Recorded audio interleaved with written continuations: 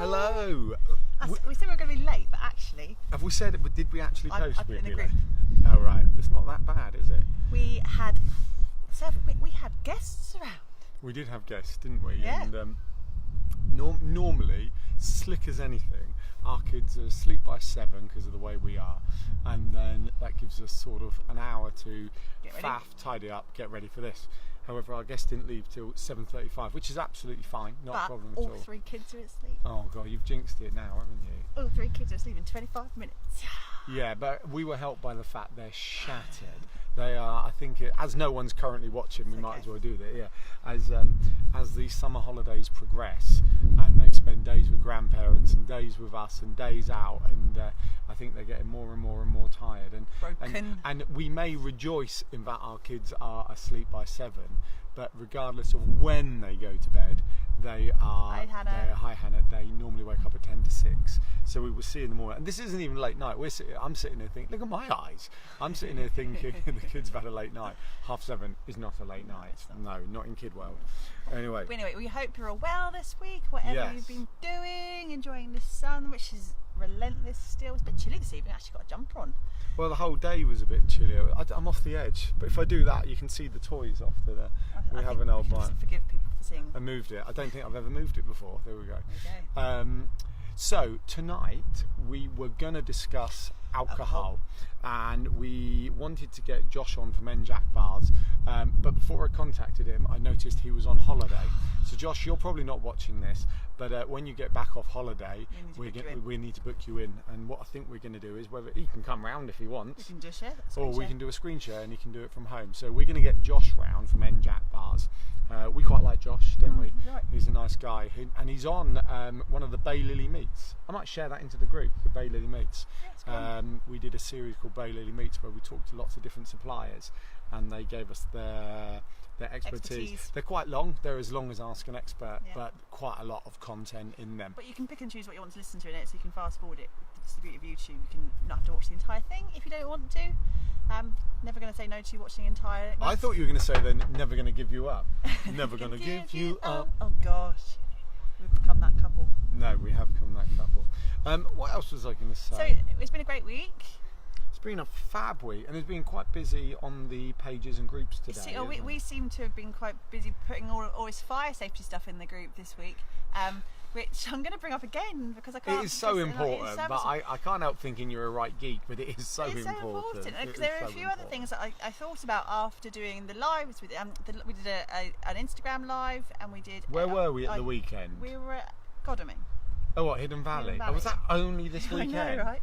Blimey, I thought it was like a month ago. Hannah put a blog post on our Baylily site this week about it, and I also did a little post in this group as well, as just a start to think about what you need to do on your day if you're having a really dry site, because it is really important. I cannot stress enough how golden yellow the ground was this weekend, wasn't it? Yeah, where we were. Well, you saw the picture. We had sandstone tents, and I swear they just melted into the grass. It could have been. I mean, you said the Med, and I'm thinking Tuscany.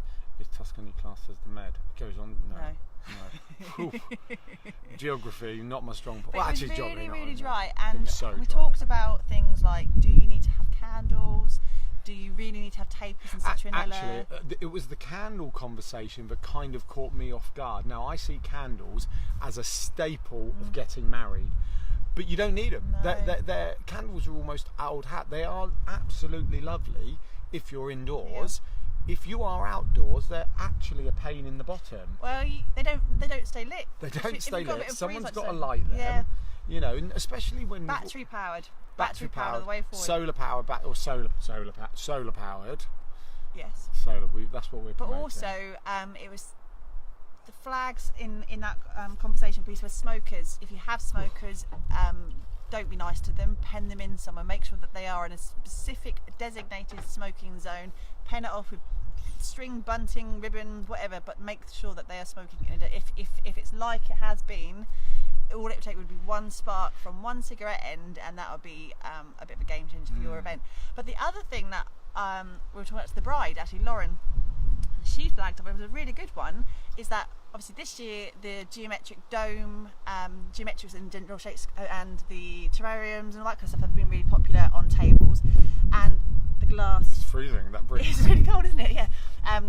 But glass on your tables, especially if you are, you've got the sides open in your marquee and things like that, you've all seen magnifying glasses and ants when you put them on the grass, and it causes that light refraction down. And or in Toy Story when he does it on a toy. Oh, Woody's head. Oh yeah, Woody's head. I thought it was one of the soldiers. But things like if you're having any kind of glassware on your tables, make sure that they're not left unattended for any amount of time. Make sure there's someone on site with it, because all it would take would be for the sunlight to come through one vase or terrarium or water glass onto the grass, and it's exactly the same situation. So it's just really not trying to scaremonger you into making sure you're like fire marshal and hat and extinguishers and stuff. It's just making you aware of choices you make and how you can combat things like fire, because literally it would be the worst thing ever. You put all that time and effort into planning your day, and you really don't want it to burn to the ground in a big crispy fire and ruin your day, really. Yes. Anything else, Alan? A couple of things from on that particular thing. No, just generally. Yeah, so we put a video in of short drone footage of the wedding this weekend, which we thought looked brill. So please go and have a look at it. What else was I going to say? Oh, I also put a post up about quite a few of you have all now married. Yeah. I don't know if you still watch this after you're married. It's nice if you're still here. Yeah, in my head you do. In my head, I was telling our guest, this is our little TV show. I feel like we're Ant and Dec or something like that. We're always on the same side. I noticed this week. With our viewership of 1 this evening. Hi, Hannah. Hi, Hannah. Don't leave, it'll be 0. But no, I do feel like that. But what was the point? Oh, right. So I put a post in the group about some of you are now married. So, is there anything you didn't plan for, something you want to share, a pearl of wisdom, something like that? And actually I thought there were a couple of good answers, so let me just bring them up. So Gemma put, simple one actually, make sure there are some bubbles. I presume she means champagne and not kids blowing bubbles for the bride in the morning. I never had any, just ended up sorting everyone and everything out, big regret and be selfish, it's your day. That's really important, right? Because we all spend so long making sure our guests are happy and everything is right, but you forget to enjoy it yourself, or you can forget to enjoy it yourself. So yeah, absolutely. And I shared a story how when we had our wedding, I suddenly was feeling really, really sober. So I went behind the bar, grabbed a few bottles of the champagne and put them out the way for me, Emily, best man, people like that. Well, me and the best man, if I'm honest. I just included Emily. And one of the guests must have seen us do it. Seen us do it, and then gone and got my supply and basically, quaffed it all. Had a happy old party. So it's when we true were though. You don't forget to drink. You were so wrapped up in your day and saying hello to great aunt whoever and dancing over there and having a photo over there that actually you can be pretty darn sober by then, because you've not had a glass, or you've been given a glass and then you've gone and been torn that way and you put your glass down on the table and walked away, and all of a sudden you haven't had. So actually getting a bottle of bubbly for you to have a moment, if you've gone over for some private photographs. Hi Ian, how are you? Hi Ian, you sat and together, Hannah. you and Hannah, or are you separate at the moment? But on the flip side, it's not even just alcohol, is it? It's as simple as water. Remembering to have some water, sure remembering to eat, etc., etc. But really, if you're having any time from couples photos, grabbing a couple of glasses and a bottle of bubbly and having some time away is a really good thing, because number one, you've paid for this. Yeah. Make sure you enjoy it, and number two, just have that time to really enjoy each other and reflect on the fact that you've got a massive party behind, having a great time, drinking your booze. Other things, Louise Young, but everything takes longer than you think it will. Yep. It's so true. Her particular example was they had to set up on the day of the wedding, and when they were still setting up, or I don't like getting things wrong, do I? Always, but halfway through setting up, her makeup and MUA, makeup and hair, makeup artist arrived, and she had to leave her husband to carry on setting it up, and then it was all a bit of a rush. Some venues are like that, and again, it all depends on where you're going and what kind of thing you're having. But I know of a venue just down the road from us that won't allow you. You can't actually set up the day before. That's the barn, Titchfield. Oh, yes. It's a Grade 2 listed barn they have. It's a big open frontage. It's a really nice site. But because it's a listed building and it's run by a charity and they haven't done the roof works, there are big gaping holes in the ceiling, which in itself is, if it's raining at all the night before, your tables get wet. But number 2, they have bats and owls and stuff. So if you lay your tables out the day before, you get bat poo on your tables, and no one wants bat poo in their canapé. So they have to set up on the day of the wedding, which is a real problem because you want to enjoy your morning and get your hair done and all that. It is one of those, isn't it? Like, you're having a big party. At the end of the day, you're having a big party, but actually you've got to set up and tidy up. So factor that in. If budget allows, get someone else. Yeah. We do this. We say this all the time. Get someone else to set up. If budget allows, it's your special day. Get someone else to set it up and get someone else to tidy it up. If you're not so OCD that you have to have your tables exactly how, measuring it with a ruler, making sure that they're that distance from your knives and forks and whatever, lay one table out. If you have to be there on the day, and if you have to leave grooms, ushers and everything to do it as well because you've got to go and have your hair and makeup done, do one table, do it exactly how you want it, and say, this is what we want, replicated 8 times around the room, and make sure that they do it, use your example as their, hi Laura, hi, how are you? Hi, are you excited? Laura. A week to go. A week to go. That is exciting. It is. It is exciting. It's meant to be again warm next week, so happy days. And then Hannah Richardson, wasn't Hannah one of the ones who had the dome? She was the first to have the dome. She brought the domes to our attention. Hannah put, we agree with above. We started at 2:30, so they started at 2:30. Just wish they had a bit longer because everything was a bit rushed. Then she's put a longer bit, and it says, excuse me, be prepared to let yous go a bit on the day. Let things go a bit. Let things go a bit on the day. If it's not quite as planned, it wasn't meant to be. Start early and be organised. We did place names in January and boxed them up. We bought the booze in a Sainsbury's 25% off and boxed it up, and they've got over half left. We did exactly the same. Tesco's periodically did a litre for £10. This is 6 years ago. So we bought it when it was on offer. Totally feel this was best. Try and speak to everyone. Keep it simple. We had one venue only, one place to decorate, one bridesmaid. She picked her own dress with guidelines. We did our own flowers. So much fun. Mum grew all the sweet peas. Sowed in November and survived Beast from the East. They were perfect. Rope friends and family to be involved with bits instead of presents. There's some really good bits in there. One guys thing I getting married. would point at that, and a lot of you are doing your own flowers, which is ace. Fantastic. We've seen quite a bit about that recently. I find that quite interesting. There was another group talking about this, so I'm just going to flag it up because it made sense to this group as well. Someone had been given a quote for their flowers, and they had table centres and bouquets and buttonholes and all the whole kit and caboodle, but they had the quote back and it was far, far, far further out of their budget than they anticipated, so they wanted to do the opposite, buy the flowers in and do it the day of the wedding. That's fine and fantastic if that's what you want to do.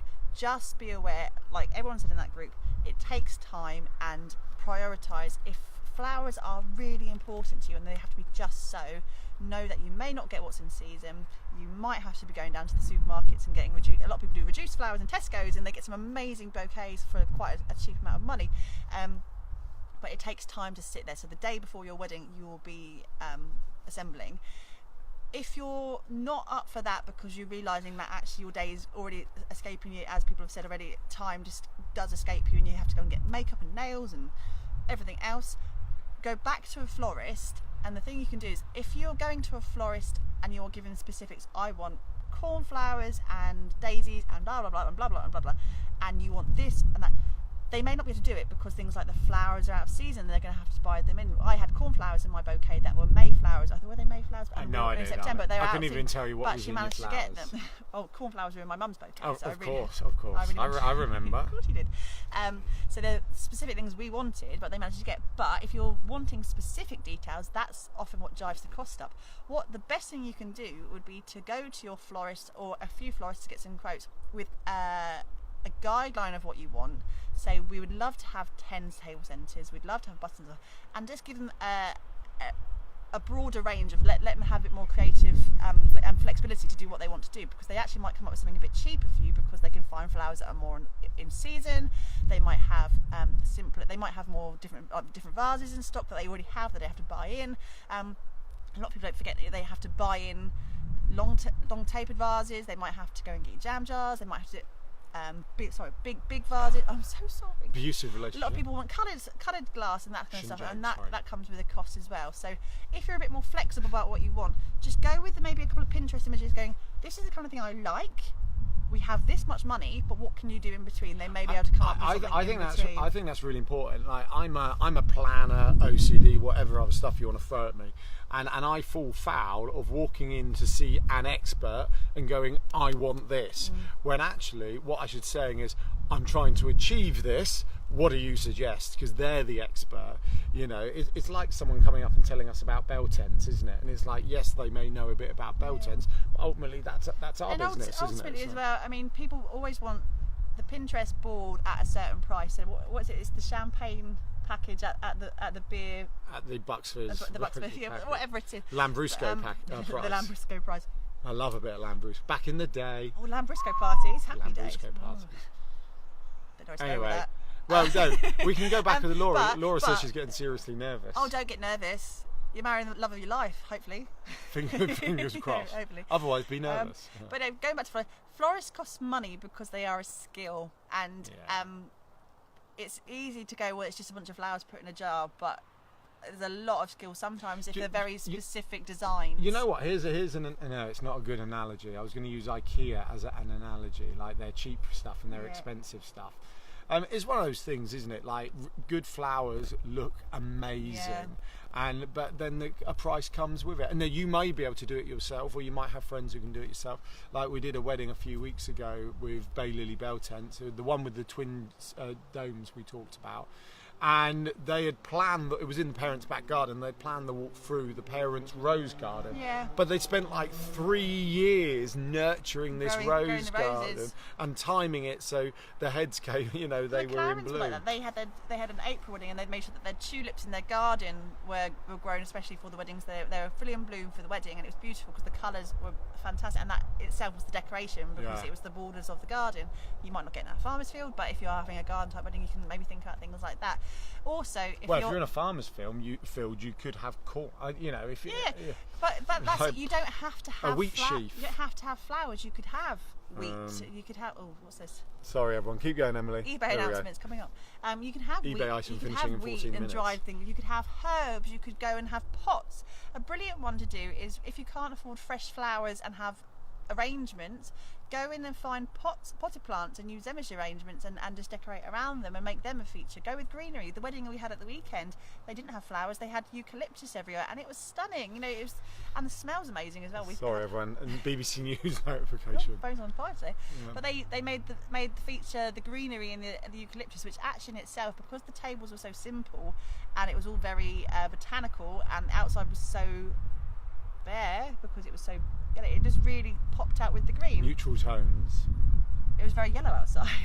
Yeah. Well, I got it wrong, didn't I? I called it a simple palette. Very it's a wrong. Simple palette. No, I know. Someone said no, it's neutral tones. Neutral tones. Oh, yeah. But be clever. If you can't afford the flowers that you want, what can you do to get the? And to be honest, it's getting the volume, and people they see these amazing flower walls and the big chandeliers dropping down from marquees and stuff. That's a lot of flowers and a lot of work, especially that has to be done the day before the wedding, and that's a lot of on the spot. We can't do it weeks ahead, and it's at someone's time to build that, and a flower wall could take hours to put together. So really just think about, if you want to do it yourself, fantastic. Go to the flower market, go to the wholesalers, get all your stems, but just be prepared to have a massive team. And the other thing to think about is if you've got lots of people doing that, continuity. If you want to have things looking exactly the same, make sure that, again, you do your demonstration first. If you want your table centre in a certain way, put one together, show your bridesmaids, show your mother-in-law, whoever, and make sure that they are doing it exactly the same, because people aren't florists. They don't always know how to put things together and making sure your stems are certain or they could be like me, and it doesn't matter how many times you show me, if I was trying to replicate your flower display, what I did would be rubbish. Yeah. But it's not for everyone anyway. Some people are happy to have, I think, gypsphilia, what's called baby's breath, all that kind of stuff. That can be just as effective and baby's lovely. Breath. Joseph stinks in the morning. Oh, poor Joseph. So yeah, that was flowers, really. Yes. Anything else came up? Something else came up on the group this week. There's been a bit going around, and we've put loads in, haven't we? Let me have a quick look. Quite a few. There were questions. Who put a question? Someone put up about lighting outside. Becca lighting. Her dad's a scaffolder. Thought of putting some vertical poles to string lights across the field, but not sure how to get the poles to stay upright. Well, if you get metal, like they do, like 3 metre shepherd's crooks, and like because they're solid metal, you bang them in about half a metre or so. Yeah, so then you have 2.5 metres in the sticking ground. out. The only thing to think about that as well is if you're doing any kind of festoon lights with the big bulbs, they're heavy. So make sure that you are, if you're going from the marquee outwards, like we had at the weekend, make sure you've got enough stakes in the ground for like every couple of metres or so to make sure that you get the nice swags rather than the big sags, because if you are wanting them high above head height, if you only have 1, 2, 3 or 4 poles going outwards, you're going to get sag, which means that they might be at head height. So get yourself enough stakes to make sure that you have distributed the weight across and you're not getting big swoops down and they're not in the way. Or go low level and just do it at waist height and getting that same lighting effect, because they're just as pretty at low level as they are at head height. You can get... So, someone said something about Louise Young, actually. It was amazing. Louise Young was really clever. They bought a gazebo. A gazebo frame. They bought a gazebo and just put the frame up without the canvas. And then strung the lights along the frame. It looks really effective. effective. It looks really really effective. And that's it. It's thinking about what the other end of the day is going to look like when the lights are dim. What's that effect? And your fairy lights, will look lovely in the twilight. They'll look lovely in the dark. It's just about how you're going to stagger that. But you can get shepherd's crooks. You can get them quite cheaply on eBay and Amazon. But you can also get designated festoon poles. They're a little bit more sturdy, they're a bit more scaffold like, but they have the slit in the top, so the wire sits in properly and is planted in that, rather than it being just hooked on and it might slip. But also you can get them if you can't get into the ground, or the ground's quite hard, might be quite hard at the moment, you can hire them quite easily. You can get the bars coming up, but they come in almost like cube shaped boxes, weighted, so you can have the stability of the pole upright, but they are in a cube weighted base, so that you can move them around as you want, but you don't have to worry about going into the ground. Things like when you go into the ground, and it's the same with marquees and any other companies, is that you have to be very aware putting anything of any depth into the ground, stakes, big pegs and stuff like that. There are underlying cables. They usually a CAT scanner for when you have big jobs. If there's any kind of cables underground or power lines, that kind of stuff. Not a CAT scan. That's what happens in a hospital. It's a CAT scan. Okay. Where do we buy our lights from? Lights for fun. Sorry, I was just replying to the thread about the lights. Someone was asking about that. But yeah, if you're putting anything deep into the ground, most of the time it's absolutely fine and you can probably get away with it. But if it's any like hefty poles and pegs, just be aware, are there any power lines in the area? And your landowner should know that beforehand if you were asking that question. Anything else, Adam? No, I think that's it. I was just, it's a shame I was reading through the thread, but I hadn't had a chance to read through it. It's a shame quite a few of the questions we also talk about and Ask an Expert, and there's a couple about power, etc. So I don't know. So sometimes it'd be nice if we had 500 people watching. Then I really would feel like we're Ant and Dec. But I think Ant and Dec have more than 500, don't they? Which one's the one in rehab right now? You, me. Ant 5. No, but in this... Ant's always on the left. Well, when you're watching, Ant's on the left. So that's me, I'm on the left. But I'm on the right because it's a reverse camera. I don't have a 5 head. You can't say that. That's victimisation. It's quite quick today. Well, it is. I don't know why. Actually, I do know why. Right, long story short, I use the hairdryer more than Emily does. Our 3-year-old son, Ben, also uses the hairdryer. He broke the hairdryer. No, he didn't. Alan broke it. No, shut up. He broke it. So for a while... I had no hairdryer, but now I only bought another hairdryer, so Ben and I are now happy again. I haven't actually used the hairdryer. No, you didn't use the last one, did you? No, it was bright pink before, and it used to be quite funny watching him powering his hair. But then I don't what's use Nora said? Gyps, that's it. That is. Gypsophilia. That's all we have on our tables. Oh right, sorry Laurie, I get with you now. So yeah, no, it's very exciting. Yeah. Gypsophilia is beautiful because it's a good almost like a filler flower for when you have it in bouquets, but actually big balls of gyp are amazing, and they look really, really pretty and dainty. I just think it's still the whole keep it simple stupid, isn't it? I mean, a massive kind of, well, look at the royal wedding, the flowers they had round the church entrance, I can't think, the archway, whatever, it looked beautiful, but that's a royal wedding. You know, when you were thinking about us normos getting married in a field or a forest or somewhere as equally as lovely, then a simpler, I think, is the way forward. So that's us tonight. That's it. Boom. We have Alexis and Dean's wedding this weekend with Baylily Bell Tents. If you're in this group, have an amazing wedding. You're amazing. And then after that, I know for a fact because there are outside brides that are Baylily brides in here. Laura, we're coming for you. She's watching. Sylvie, we're coming for you. And I think that's it next week. You tell me. Yeah, I don't know. We hope you're all looking forward to your last few days as single ladies and gentlemen. Oh, the single lady. Don't dare. I did it. I did it. We are looking forward to seeing you and seeing what you're doing with your space as well. So from us, thank you very much. Thank you ever so much. Have a look. Once again though, is the weather or the light going to beat us? It could be the weather. It's dark. See you next week, Laura. Thank you very much. And you, Hannah and Ian. Bye, I'm waving. Bye through you. See you later, bye. Goodbye now. Bye, I'm waving. Bye. Bye.